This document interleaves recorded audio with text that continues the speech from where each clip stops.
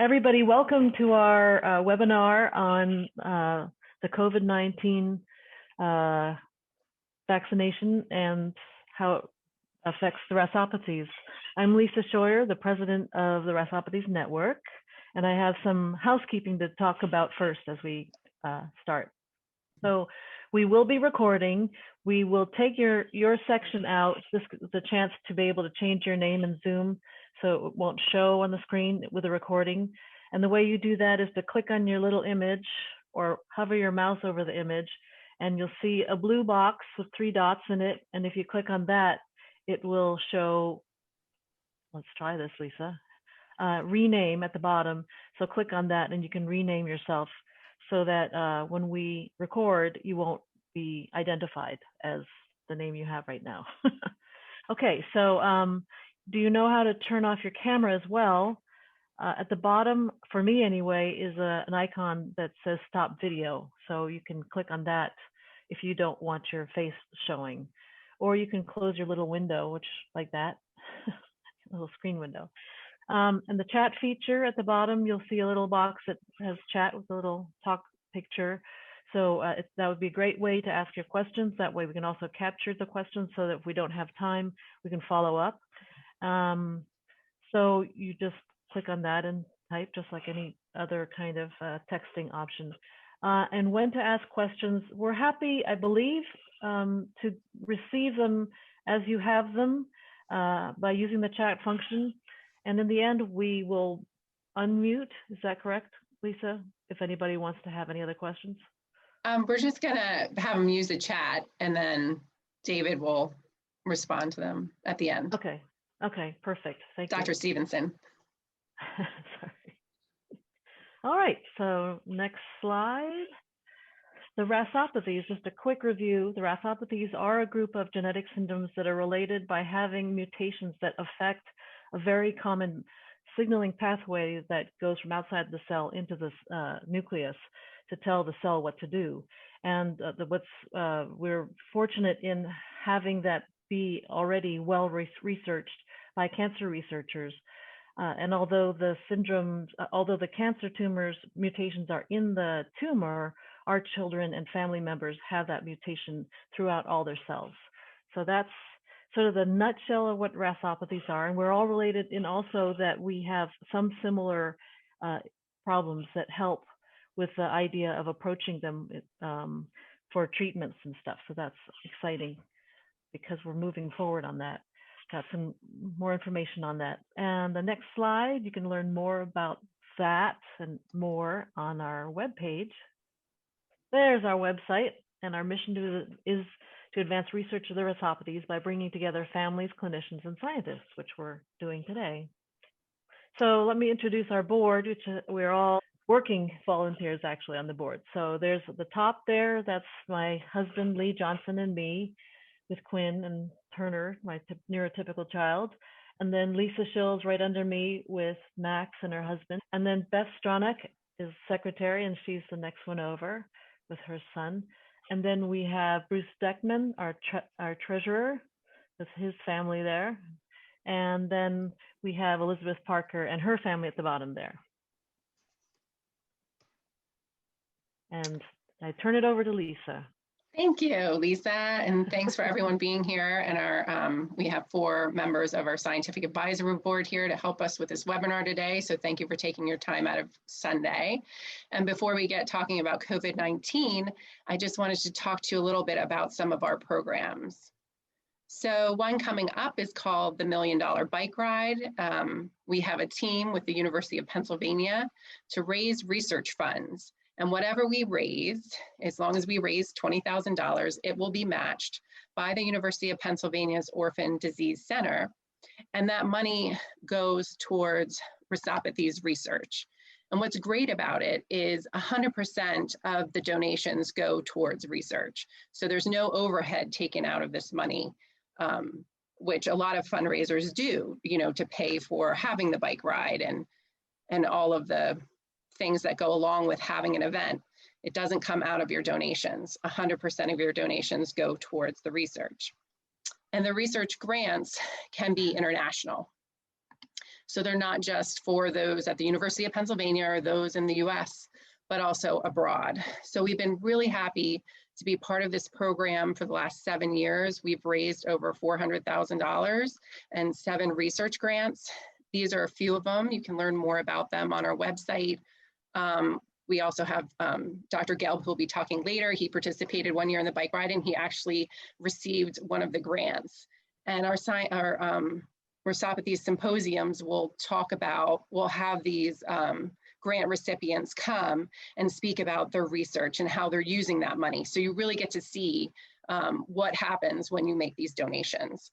And no donation is too small or too much. And, you know, if everyone in our community donated $5 or $10, that would be matched, and imagine what we could do. So how you can help. The ride is going to be on June 12th this year, virtually. You can contact me for any more information. I'm happy to tell you about it.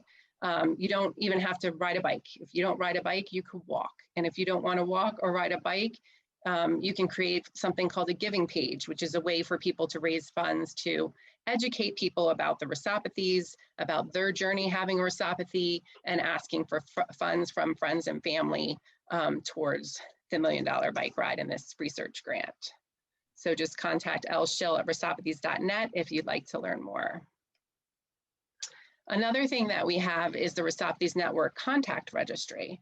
So this is a way for us to contact families when we find out about researchers who are looking for participants in their studies. So your information is kept confidential. We don't provide this information to researchers. This is just for us to have your information so we can contact you if you're a good fit for a particular research study.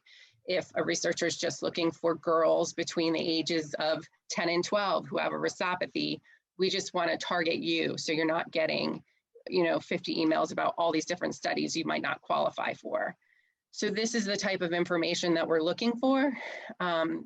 Just the affected person's name, birth year, address, diagnosis, gene mutation if known. If you know any families that have, lost children, we also would like to include them. Also the caregiver's information. And we have a friend on here to contact, just so if your information changes and we see an email get bounced back, we can contact your friend. Hey, we see that, Jan's information's changed. So, and all of this information is you get to decide what you want to share with us. If you just want to share part of this information or all of this information, you can email us at info@rheusopathiesnet.org if you'd like to join, and we can walk you through how. And then our last thing that's coming up pretty soon too is our scientific symposium. That's July 23rd through 25th.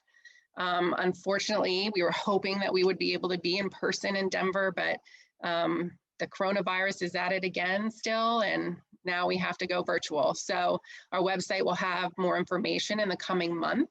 We're working now on how do we transform an in-person meeting into a virtual meeting and still keep not only the researchers, but also having the families there to educate the researchers on what it's like to have a rheusopathy. So stay tuned for how you can become more involved with that. And now I'd like to introduce one of our scientific advisory board members, Dr. Bruce Gelb, to talk about COVID-19. Let me see if he's already unmuted or if I have to unmute him again. Can you hear me, Lisa? Yes, I can hear you. So I think I am not muted. So good afternoon, everybody. As you'll see, the three speakers, of which I'm one, divided up the territory here. And my task is to make sure everybody's on the same page, understanding first about the virus and the diseases it causes. And then I'll turn over to others who are going to talk about the vaccine aspect. So I've called my part meeting the enemy. Next slide, please. So just so everybody knows, on coronavirus, this is a family of viruses that's probably been with mankind for a long time, but we've known about it for 40 years. They're named for their crown-like appearance, corona meaning a crown, and you can see that picture there of the virus, and you can see it sort of resembles a crown, and those things sticking up, those spike-like things, are made by a protein called spike, and that's going to be important when we get to the vaccine part. There are a number of coronaviruses, 7 that are relevant for humans. There are many others for other animals. 4 of them cause the common cold and are with us every year.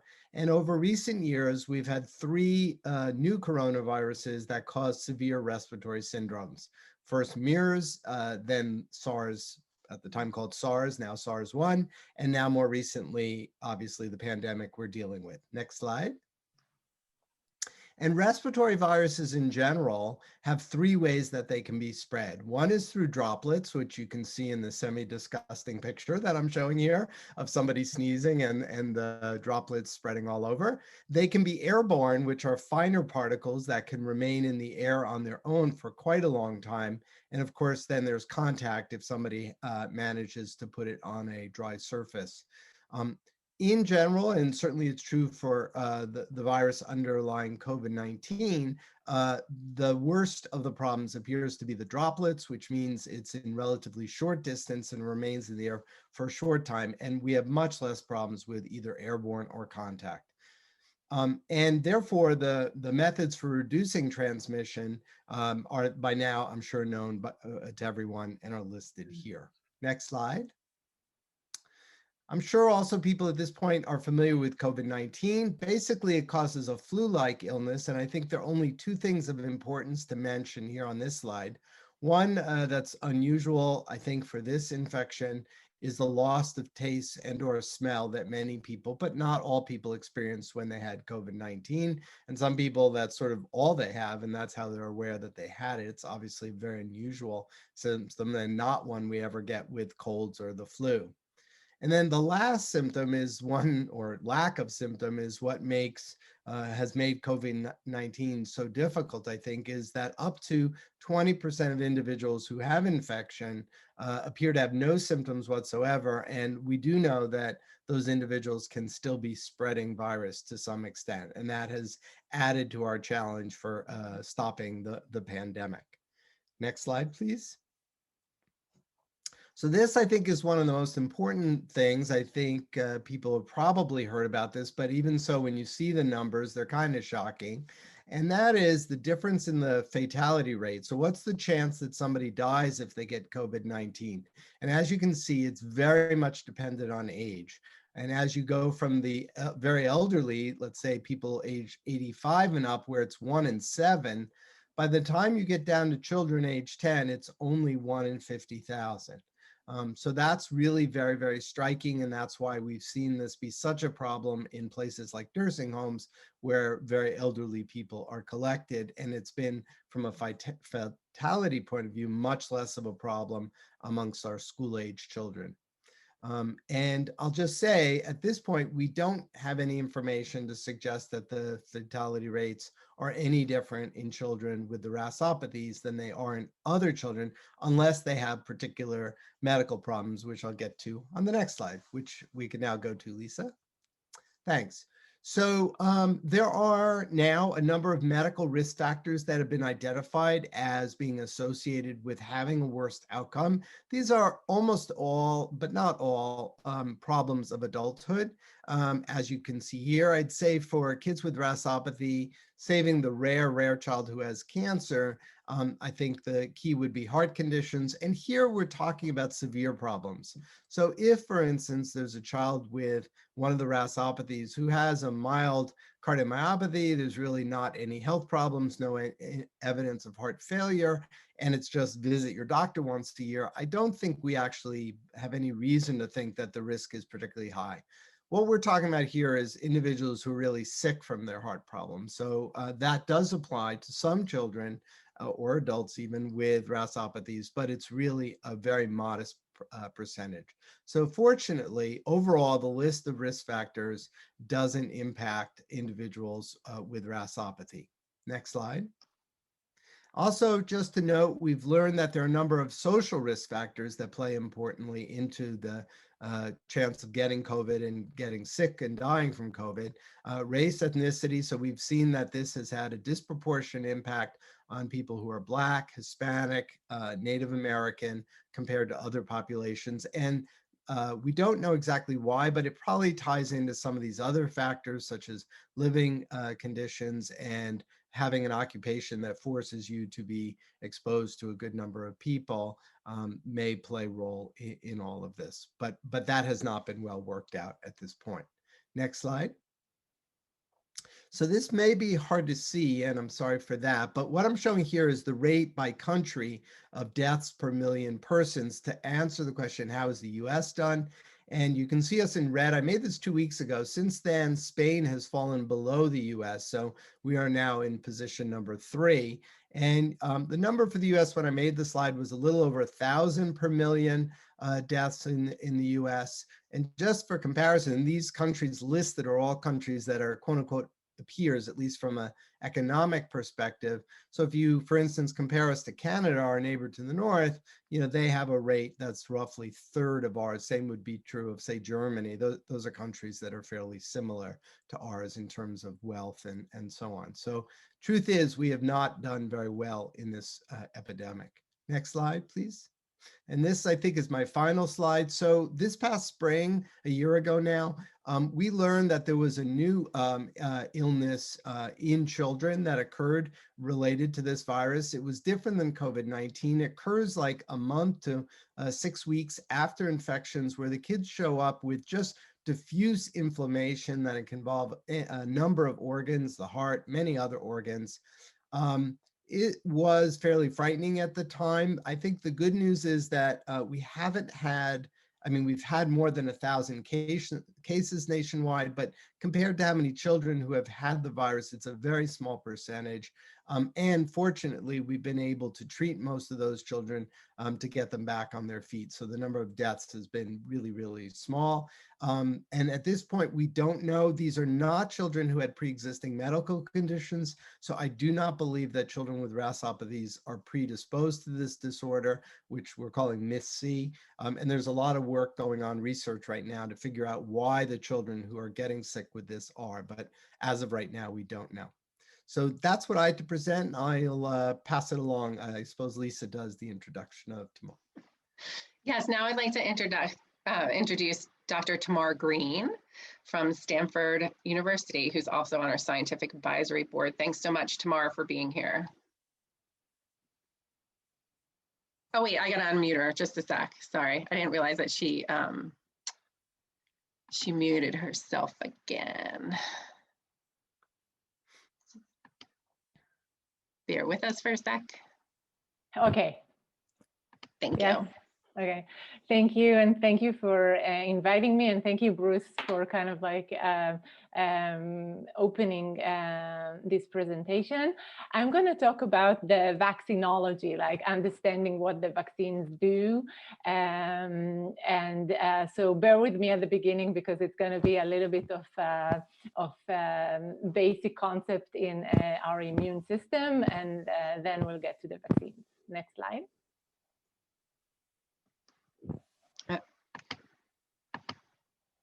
So as Bruce defined the virus, this is our enemy. This is COVID-19 virus. I'm just going to kind of like orient you that the part that we're interested in attacking or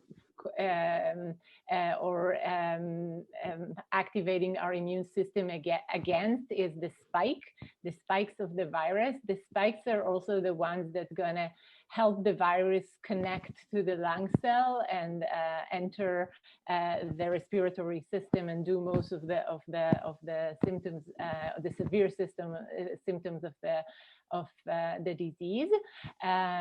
So this is our enemy, and this is what we're up against. Next slide. So this is a general slide about explaining how our immune system is working and what happens when we get a vaccine. So we are at the beginning, it starts with injecting something. In this case, let's say a protein, which our immune system in step one getting to know, and by different cells, dendritic cells, macrophages, and B cells. Those travel to the lymph node in stage 2, and in a coordinated effort, they present this pathogen to the T cells that getting and then activated and moving to step 3, creating cells that's called plasma cells in the middle that create those antibodies in red, and these antibodies gonna be the ones that will attack the spike cells and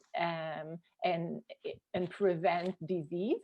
And also it's responsible to create on the bottom the memory B or T cells that will basically supply us with long-term immunity against the virus. Next slide. Another important concept to understand, and mostly to understand why many of the vaccines that we get them several times, twice in this case of COVID-19, is the nature of our immune system. So on the x-axis in the bottom, you see the time. On the y-axis, you see the amount of antibodies. And if we look on the initial exposure, there's a moderate increase in the numbers of antibodies. Antibodies, again, gonna be the one that fight the virus. And then it declines. In the secondary exposure, there's exponential response of the immune system, and then a lot of antibodies are being created, and then we are getting more effect of the vaccine or on our immune system. This is also the phase that helps us to create the long-lasting memory, in this case, B cells that will remember the pathogen and will provide us a long-term immunity. Next slide. This is a busy slide, but it's important to understand what are we facing. I'm going to talk about Pfizer and Moderna that are most everyone talks about, but there's more vaccines in the pipeline, so it's important to understand what we're going to have, because not all of us going to get Pfizer and Moderna. So I'm starting with the left side with the more classic approaches to vaccines. And the first one, the A, going to be the one that is produced by Sinovac, a company from China. And this is a classic approach of deactivating the actual virus and injecting the actual virus into the body, and then having the immune system response to it the way I just explained. The second approach, which is classic, is to produce in the factory the proteins, the spikes proteins, these ones in the middle that you see, to produce them, to then place them on an envelope and inject that to the body. The companies that do that is Sanofi, GSK, and Novavax. I know there's been like a competition, and GSK and Novavax got ahead. It is a very known and safe approach. The challenge there is to produce the protein exactly as as the virus, the same as the virus, and this is a very, very, very difficult procedure to do in the lab. And to more innovative approaches, and I think more likely that we're gonna get or already got, is the viral vector vaccine. It's basically, the concept here is taking a virus that does not cause the disease, inserted with the genetic materials that you see in the middle, the spike gene, and then inject that to the body and have the body replicate the spike and create a protein itself. And the one that now I'm going to expand on is the RNA vaccines that are even more innovative.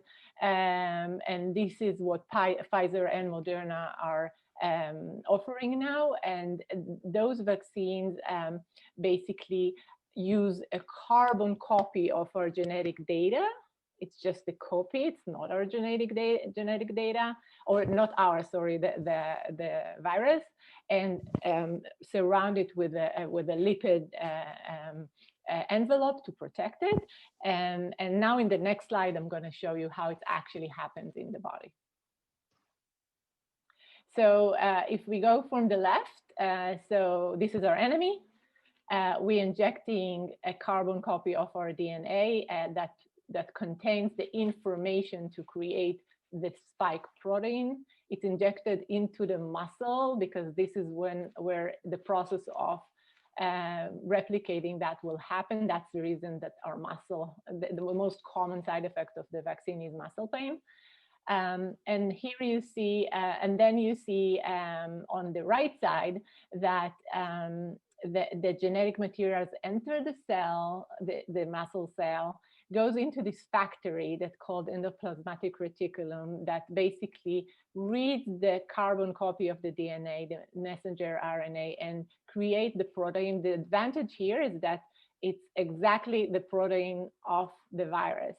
And then this protein being presented on the surface of the cell, and the immune system starts to react to that. I want to emphasize here that nothing is changing our genetic materials. This messenger RNA is being dissolved. And one of the greatest challenges is that it's actually not going to go away too quickly before the body gets a chance to produce this protein. So they actually had the reverse problem of what we might be afraid of. And then what happens is it's the T cells that respond to this spike protein that is being presented on our own cells and getting to know them. And then in the second injection, getting to even more severe, even more strong response of our immune system and creating antibodies. And you see here in number 3 that if we get exposed to COVID-19 after we got vaccinated, we already have antibodies and we have T cells that would produce these antibodies and protect us from the virus. Next slide. And in a few moments, I just, because I'm also a psychiatrist, I want to talk briefly on vaccine fears. It's very common. I can tell you about myself. Before I got my first dose, I was really afraid because it was never, messenger RNA vaccines were never given, and it's frightening. We have to kind of ask ourselves if we're afraid of the vaccines, but some people are afraid of needles, so we need to think about that. There's historical reasons to be afraid of vaccines, so I want to respect that too. The way to overcome that is exactly what you guys are doing, coming here today, getting valid information, learning about the subject, and just kind of like an expectation of what might happen as more and more people get vaccinated. And I saw that happening in my native country because in Israel, over 40% of the population is already vaccinated, is that rare side effects come along, and we sometimes don't expect them. We also don't know how long the protection will last. And when those things come, the media might be kind of like highlighting those stories, taking them out of context, like someone got a side effect from something completely different and connecting that to the vaccine. So we have to be very, very careful when we read those and getting everything into the context. And the best way I know to protect ourselves against fear is to use humor. As you see here, this is when the owner of Zoom gets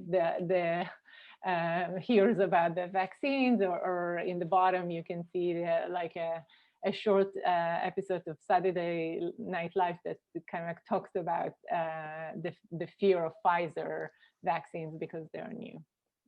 That's it. So now Thank you so much. Yeah, Dr. Green. Now we're going to switch, but just give me a second to unmute.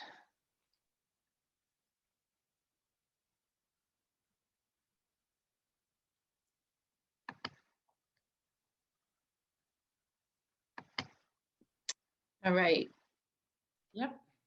Perfect. Hello, everybody. So I'm Karen Grip, and I will tell you a little bit more about the two specific vaccines that Tamar has already mentioned. If you move on to the next slide and one more. So I will be telling you a little bit more about the Pfizer vaccine. That vaccine was developed by Pfizer and BioNTech. It goes by a number of different names, for example, BNT162. And in Europe, this is marketed as Comirnaty. And the second vaccine is the Moderna vaccine. That's the name of the company. And that vaccine currently has only one name that I'm aware of. Both of these vaccines have a lot of similarities. They both share this new mRNA approach. And because they are so similar, I will be discussing them together. There are a couple of differences that I will mention as well, and those include that the Pfizer vaccine is currently authorized starting from age 16, whereas Moderna is authorized only from age 18 and up. And there are slight differences in the time span between the first and the second vaccine, and there are slight differences in how these vaccines are stored. But the similarities are much more important. So let's move on to the next slide. As Tamar has already explained, these vaccines were developed based on a new approach that's called an mRNA or messenger RNA approach. And that means that the messenger RNA, or the instructions on how to build the spike protein, is the actual material that's being injected. So that's a new approach. These are the first mRNA vaccines that have been authorized for use. And that's one of the reasons why we talk about them in a little bit more detail and why some people might be a little bit hesitant about this. So moving on to the next slide. When new drugs, new vaccines, or any other new things are approved, there are a number of clinical trials that have to take place in a stepwise fashion, and they are being reviewed by the FDA prior to the drugs either being approved, or, as is the case currently for these vaccines, an emergency use authorization can be provided. So the difference is that for these vaccines, this is truly only an emergency use authorization, and it will be closely monitored what happens to the individuals who receive the vaccine. The final authorization has yet to come in the future.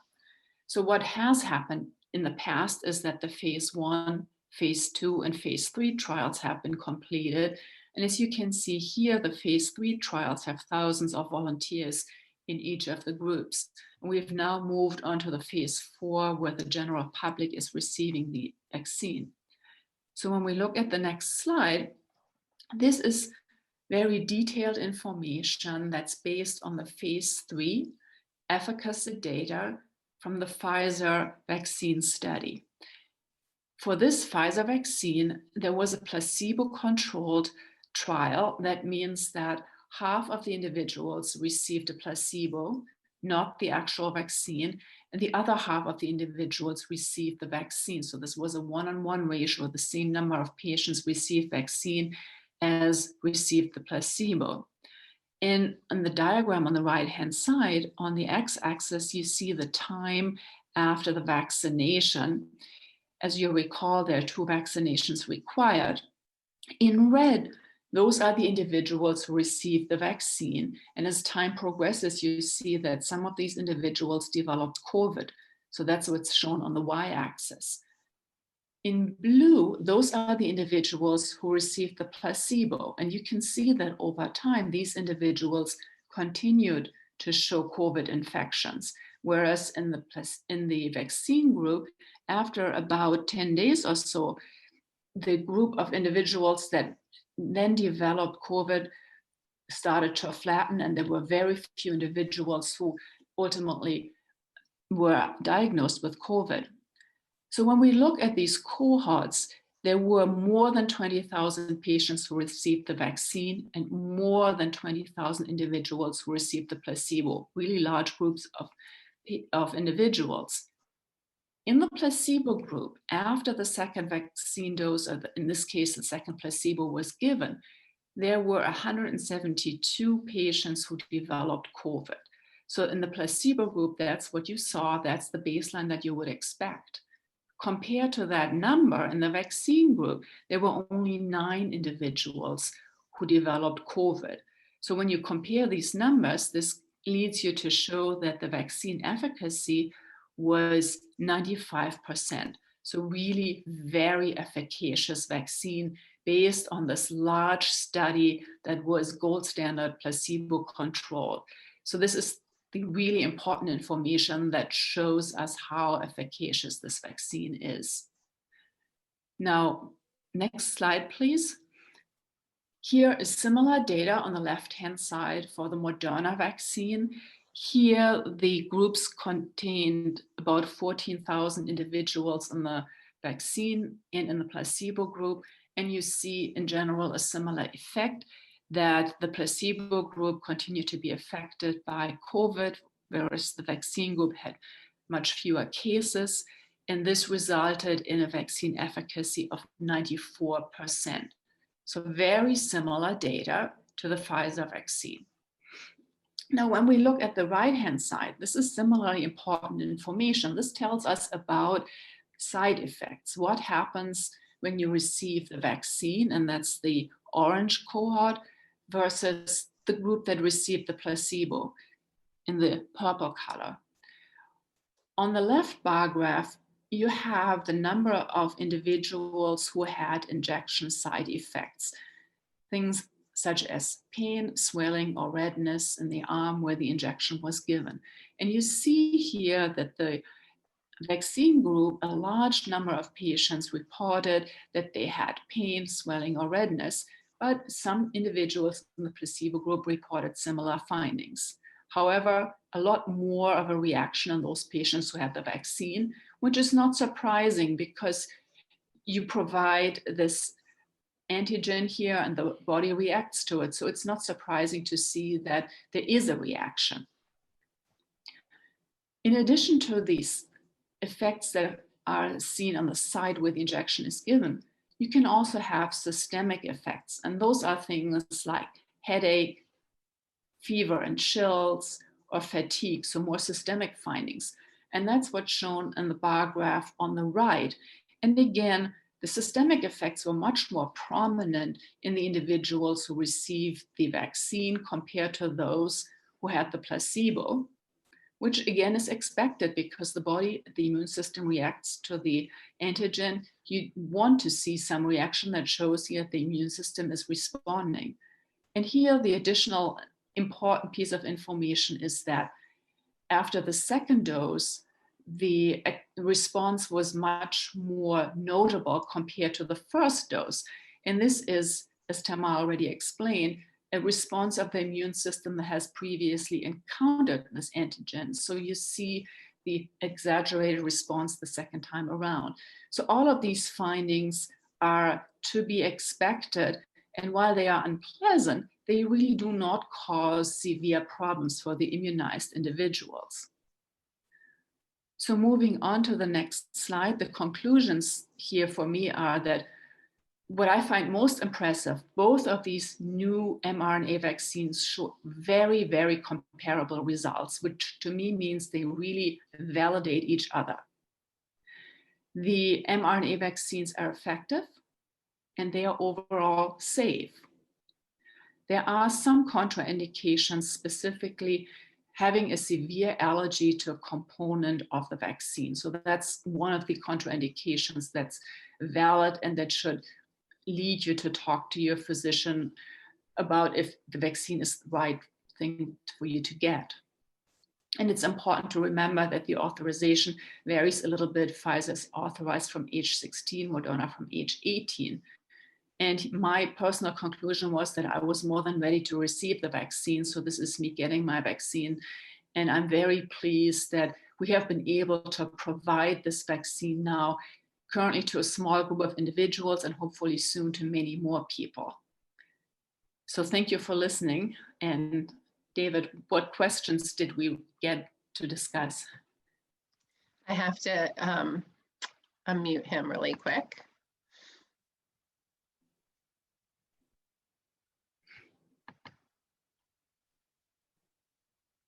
Yes, so David.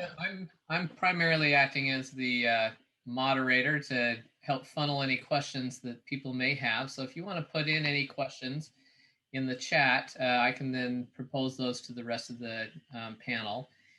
Primarily, we want to have general questions, things that are specific to a specific patient or a specific individual. Probably need to have you talk to your primary care doctor about those specific questions. But if people have questions, please put them in the chat and I can funnel that to the rest of the panel.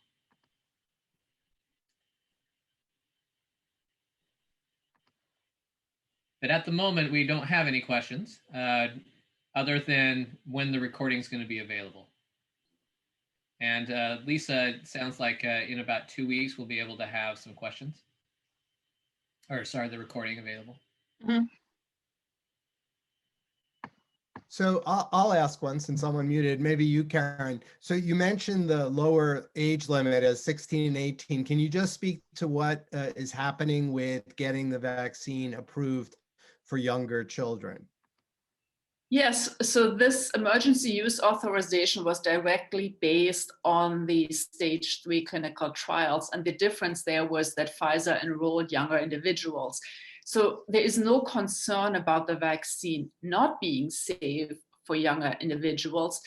It simply has not been tested and approved yet. And for that reason, there are currently ongoing studies that are enrolling younger individuals into trials. So there is an open trial for Moderna.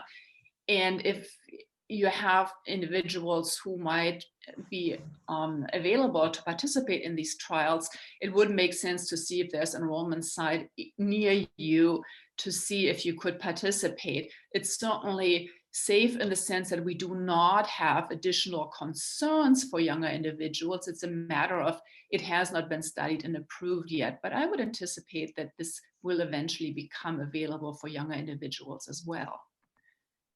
I was in a presentation with the FDA and the CDC, and they were believing that the trial should be completed and access should probably be available by the end of the summer, give or take, you know, all things considered.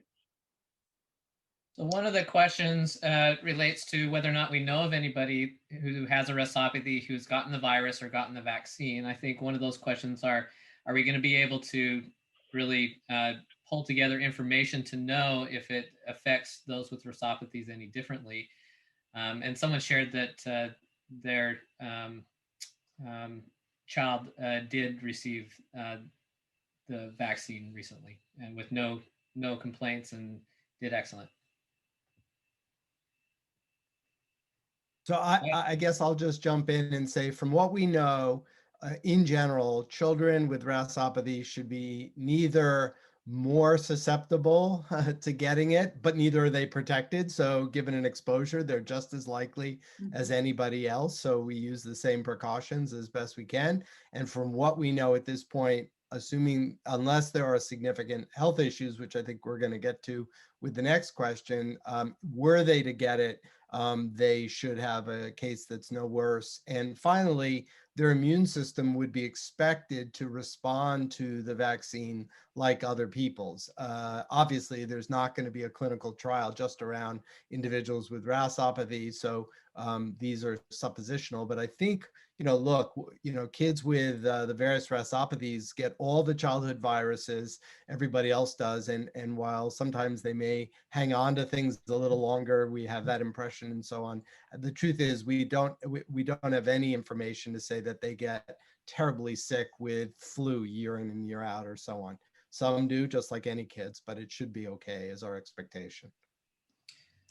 Another question, which I think you talked a little bit about that, Bruce, was do those individuals that have malignancies or cancer or that are being treated with chemotherapy, are they more at risk of getting infected by COVID? And so that I'll say yes to, that's clearly the case. This past year, as when we've had children in particular who have been hospitalized, I'd say far and away the group we've seen are children who have ongoing bouts with cancer and are being treated with chemotherapy. I think people understand that chemotherapy does tend to significantly weaken the immune system. And so it does make individuals more likely to have severe infectious disease, and as it turns out, including COVID. It still has not been lethal in the way it is in very much older persons. So I'm encouraged by that. And LGGIB, I believe, refers to the low-grade gliomas. I don't think we have any specific information about how individuals with that, again, if they're not on chemo, I would not have concerns. But if they are receiving chemotherapy, then that would change the risk, I believe. And also related to high risk conditions, Bruce, you talked about cardiac defects, but the differences between pulmonic valve stenosis versus cardiomyopathy. Sure. Can you discuss any differences between those two groups? Sure. So I would say something fairly similar, that we have no information, first of all. I mean, the number of adults who have pulmonary valve stenosis is very, very tiny. So we don't have real data there. We have not seen children with congenital heart disease in general showing up at our hospitals very sick. However, if a child has, there are children with rasopathy who are really struggling with their congenital heart disease. They have ongoing heart failure and so on. That group, I would expect to get sicker if they were to get sick with COVID. But overall, again, if your child has pulmonary valve stenosis and it's in the mild moderate range, your doctors are watching it, it's come every 6 months, every year, whatever, those children should be just fine. I would not be particularly concerned about those children. Another question was whether or not there are any neurological side effects of COVID. Now, I assume they were talking about COVID infection versus any risk to vaccination. And Tamar, I don't know if you want to tackle that. It's kind of like from my general reading, there's been reports from elderly, but also from rather young individuals of what they call like a COVID brain, which is it's hard to tell if it's the fatigue that is very long and hard to recover. But I read few reports of young individuals that report difficulties to concentrate, difficulties to get back to their lives, feeling of like fogginess. So those are the neurological side effects that I'm aware of. I'm wondering if anyone is also asking if they're asking also about neurological side effects of vaccines, because that's sometimes a worry. And I'm not aware, but maybe Karen can say to that. I'm not aware of any neurologic side effects beyond headaches. Headaches is a very common complaint, but there has been nothing else that would be more severe, things that you might think about, like Guillain-Barré syndrome, which is an effect where you become very weak in body parts as a result of a reaction to an immune system disturbance, for example, that has not been seen. I'm not aware of anything past headache as a neurologic effect, as well as a little bit of fatigue that can be seen after the immunization. But those are the most striking neurologic findings that have been reported in the large studies. David, can I jump in also, if you don't mind? On the neurologic side effects for COVID-19 for people who have it acutely, first of all, I like to remind people, we're still learning about the effects of the 1918 flu. So we're only a little more than a year into this. So I think it would be false to say we know everything there is to know. We'll be probably studying this for years and years to come, well beyond our lifetime, potentially. Having said that, there certainly are some other problems neurologically. In general with COVID, we've seen that it affects the inner lining of the blood vessels and results in clots. And it has definitely been the case that some individuals have had problems with small clots in their brain. And as you know, that basically causes stroke-like symptoms where you're bumping off. That's not been a childhood problem. That's an adult problem mostly, but it does exist. And then more recently, there's been talk about individuals who had never before had psychiatric illness who are showing up with pretty severe psychiatric illness. And I think, you know, I'm not talking about people who are just depressed to have to be shut in at home. I mean, having, you know, breaks in reality, so-called psychosis. That is clearly appearing to occur to a small number of people who have COVID. And we'll need to learn more about that, but it seems to be part of the so-called COVID head, Yeah. COVID So brain. what I hear you say, Bruce, is that COVID has very severe neurologic side effects for a number of people, not for everybody, but for some. Whereas for the vaccine, we have really not seen that. That's right. So for this, for the neurologic effects, and I see there was a question about seizures as well, I think we're very concerned about the effects of a COVID infection because they can be dramatic. We have much less concern for the side effects of the immunization because while there can be unpleasant effects for a short amount of time, these are generally mild effects. And when I see the question about a seizure condition, could you get immunized? If you get immunized, you might develop a temperature, and I could imagine a worst case scenario where fever triggers a seizure, but that's really me conjecturing something that has not actually been borne out by data yet. Whereas when you think about the same individual, if that patient was to get COVID, there can be many more severe long-term effects. So I would say if you have a condition like this, discuss it with your primary care doctor or with your pediatrician, but I would not see this as a contraindication to the vaccine, more as an issue to be discussed and considered.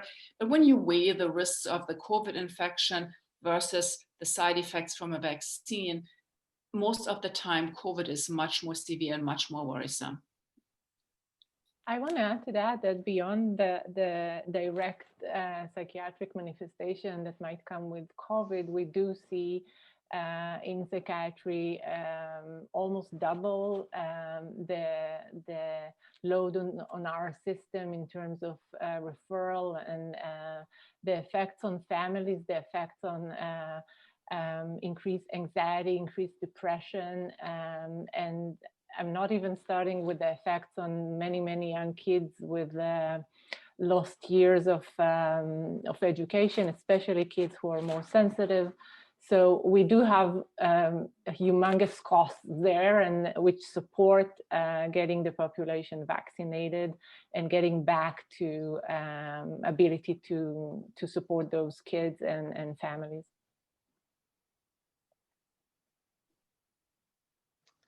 So I think we're getting to the top of the hour now, and I appreciate all the questions, and I appreciate all of the doctors' times for being here, and everybody else for coming to listen. And we appreciate you, and we hope this helps in you making your decisions. And Lisa Shorey, do you have anything else to add before we wrap it up? Thank you again for your time, all of you, the doctors and the people who have come today. Thank you.